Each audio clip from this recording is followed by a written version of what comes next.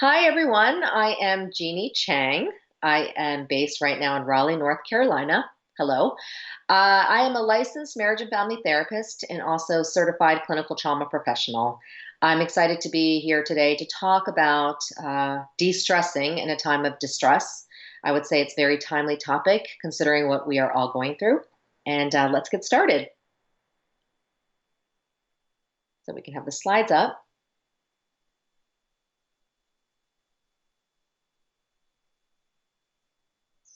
Oh, I cannot see the slides.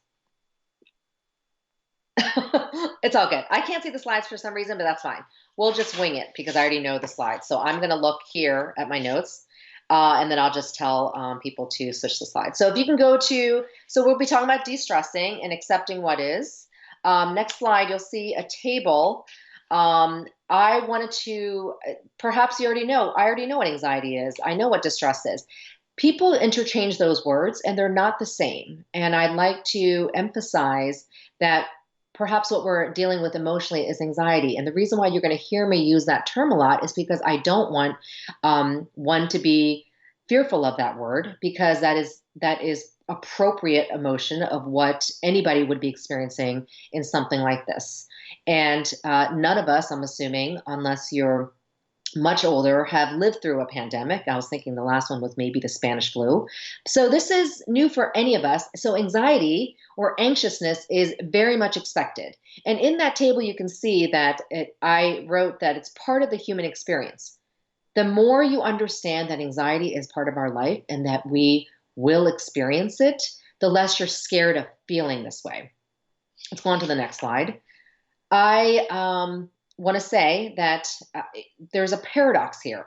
Many people don't like hearing this, but the paradox is that we need to accept anxiety in order to disengage, meaning we need to accept that it's happening, that we're feeling this uncomfortability, which I'll talk about shortly, in order to be in control.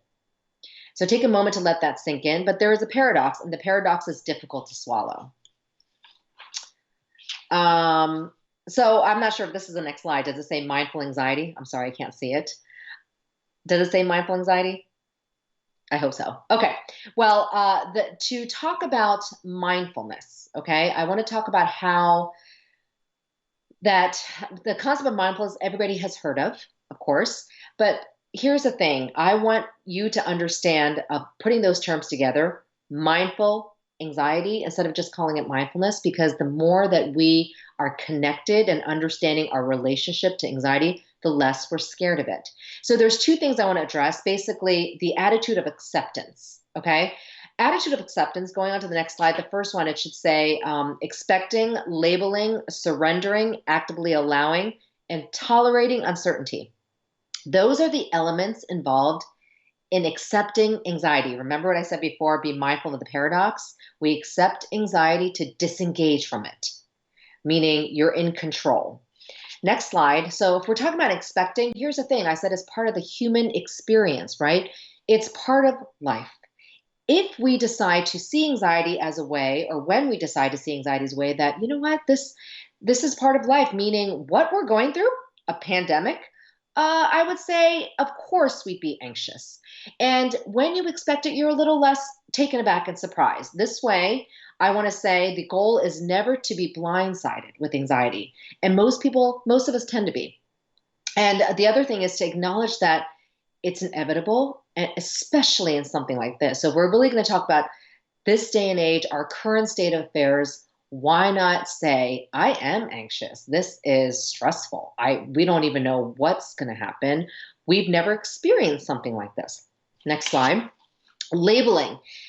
Most people don't like saying that word, but here's where I want you to use it. The more you identify and clearly state your emotion, which is, I'm stressed, I am super anxious, I'm really nervous, I'm scared. Those are all emotions of anxiety. That is the first step in disabling your connection to anxiety. What I'm trying to do is break the connection. I'm trying to put you in control and on top of it, but not so connected to it that it controls you, right? And the main thing with labeling I want to share is our thoughts tend to be distorted when we're anxious. So we have to recognize our thoughts as symptoms of anxiety and separate that. Sometimes we rely on our thoughts and they're not true, they're assumptions.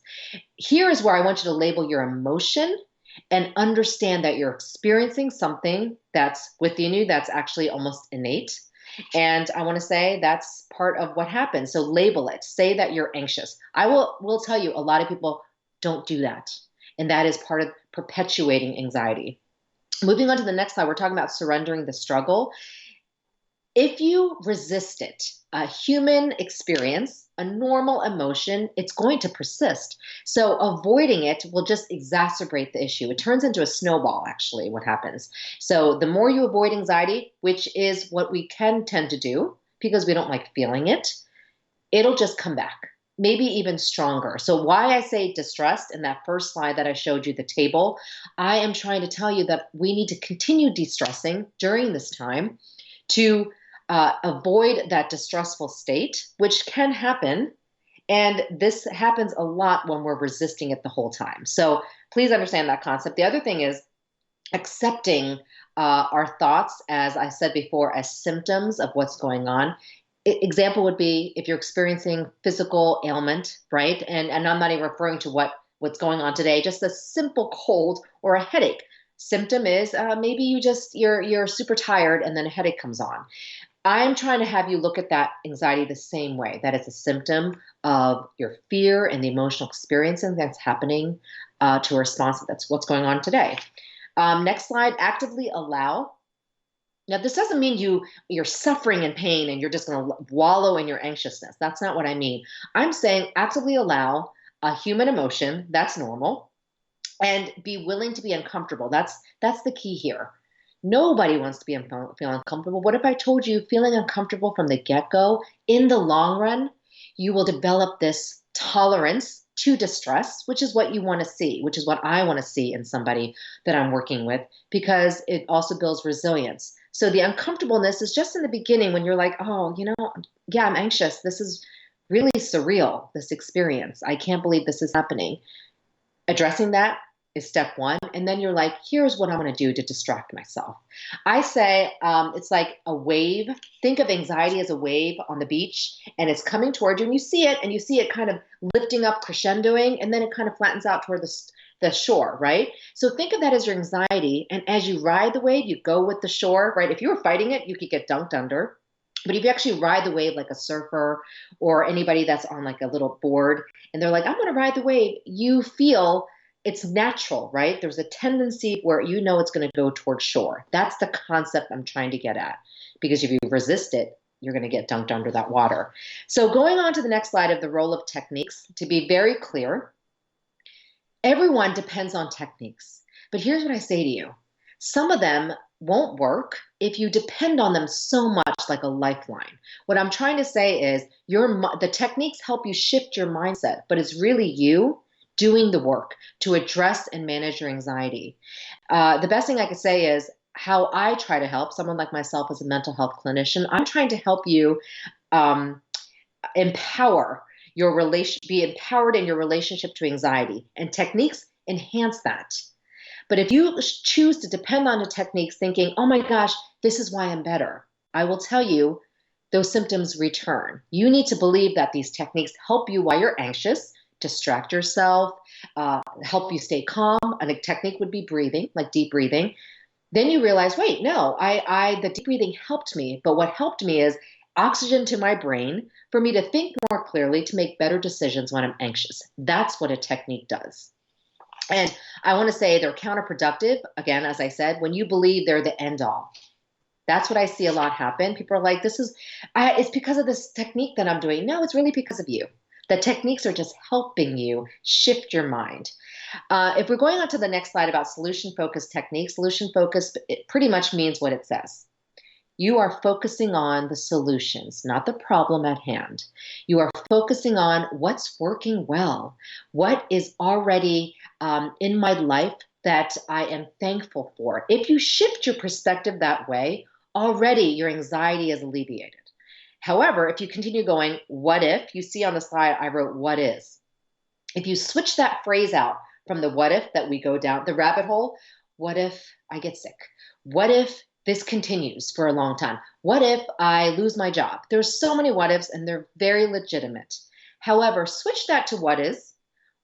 What is I am not sick. What is I am healthy. What is I currently do have a job. Already that calms you down, putting you in control of the current moment, the present moment, which is the only thing we control. We cannot control the future. We'd love to, but we can't. And that is why there's so much anxiety because we don't know what's going to happen. And that is why that previous slide or previous slides, when I talked about tolerating uncertainty, that is so tough. But in the end, it's all about tolerating what I want to say, the things that you cannot predict and understand that that's part of life, that things get thrown your way. And that's what happens. So part of that is also accepting that we have uncertainty in our life. The other thing is what fosters connection. If you want to go on to the next slide, we're talking about social distancing, right? You've heard that word. Well, I want to rephrase that to social closeness. Now, I do not mean it literally. I don't mean us to be close quarters, not at all. I endorse the social distancing, physical distancing that's being asked for us to be safe and healthy. But I'm talking emotionally because that's that's my field, right? To protect our mental health, we must engage in connection, community. And that's what I mean by social closeness. And please remember that in terms of social distancing, because we will start feeling isolated. We've just begun, right?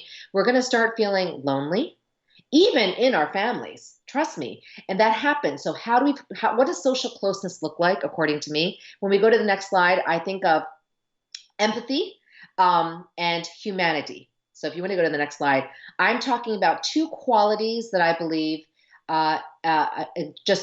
enable us to be socially close in this midst of social distancing. Also, remember, you hear me talking about protecting our mental health, feeling connected to others, having quality relationships. If I could do an MRI scan and you're feeling content in your relationships today, I will tell you, your brain will show a healthiness. Our brains depend on our interactions with people, negative or positive. Okay, so it doesn't matter. You don't just have, I would love to have positive interactions all the time, but even our negative interactions stimulate our brain to grow. So at this time, we do need our brains to grow. In the midst of social distancing, if loneliness comes about, I would love to combat it. I would love to bring in empathy, which we know what that means, and humanity. So when you go on to the following slides to conclude, this is what I think humanity and empathy should look like. Well, let's start with the empathy, right? If you're talking about encouraging, right? Encouraging others toward or empowering others with courage. This is a fearful time. How can we empower others with courage? And you notice when you look outward, you'll feel better immediately when you turn around and look at others instead of yourself, right? That's what empathy means. Meaning. What kind of meaning and purpose can we find out of such a daunting experience, right? There's always a learning experience associated with anxiety. Patience. Now, I want to say a lot of us are teleworking. This is a work from home conference, right? It requires a bit more patience when we can't physically see the person, where we might be Skyping with them or talking to them, but it's still very different, right? And so patience means, oh, he didn't respond to this email. She didn't respond to this email. Why? I will say, why don't you give them the benefit of the doubt and say, oh, perhaps they're doing something else instead of assuming they're not doing their work, right? Affirm. This is an active listening technique. When you actively listen, meaning when you choose to listen and respond appropriately instead of reacting, you'll learn to affirm somebody immediately going, well, thanks for sharing that. Or, oh, I didn't think of that problem that way. That's a great way of analyzing that. That comes out naturally. Thankful. I always say practice gratitude. And you'll hear me say practice it. It is a very difficult thing to do when times are tough, when you're anxious, but when you actually practice, meaning, all right, today I'm going to say 5 things I'm thankful about. One could be as simple as I said, I'm thankful I do have a job. I'm thankful that I'm home with family. Your mindset immediately shifts and it distracts you through that anxiety. Helpful, obviously. Being empathetic means helping where and when needed, contributing where and when needed, and yield. I like this term because when you're stressed out, the first thing you want to do is be negative. or you want to disagree with somebody. It just comes out. You're like, well, I don't agree with that. How about thinking about, let me just listen. Let me just yield, like the road sign means as you're driving, yield to a passing car. Let someone else's opinion come first, and perhaps you see their point before you even say anything. That's being empathetic. We're going on to the next slide of humanity. Healing. I would want us to see how to provide more healing in a time of hurt. There's a lot going on. And then that comes with understanding the context. What's going on? Context, the person, motivate, change what you can. Remember, change what you can, which means only the present moment. You can't change the future. You can't even predict the future. Accumulate positives. So think of a bank. You're a positivity bank. When you save up money in the bank, you feel good. You're like, oh, I have this extra money in case I need it. Well, start saving those positives to delve into the bank when you need it. Notice, practice mindful anxiety that I talked about. Introspective, examine yourself. Examine yourself. What's going on with you? Why am I so snappy with my coworker? Why am I snapping at my kids? What's going on with you? It means I'm anxious. Trust. Trust yourself, trust your emotions, and trust in others. This is when we really could use that. And your values. To conclude, I'd like to say, know what you stand for, your core values. Perhaps it's something as simple as family or time management. When you can identify the things that mean the most to you when you're anxious, you have a clearer direction of where to go, if that makes sense. So those are the two things I really believe will help us feel socially close or engage in social closeness in the midst of social distancing. To wrap up, I think that's the one thing I want us to engage in to de-stress so that we don't reach a state of distress. And this takes practice. So does anybody have any questions? I know I went right to that time, but I do want to thank you. There's my contact information if needed.